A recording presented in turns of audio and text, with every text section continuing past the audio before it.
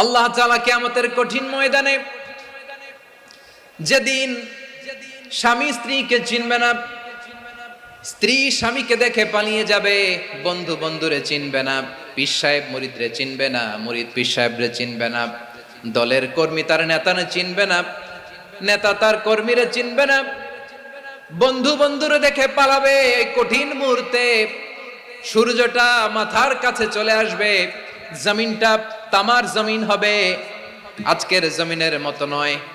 মানুষ ঘর্মাক্ত, ক্লান্ত, শ্রান্ত মাথার মগজগুলো কানের ছিদ্র আর নাকের ছিদ্র দিয়ে বেয়ে বেয়ে পড়বে।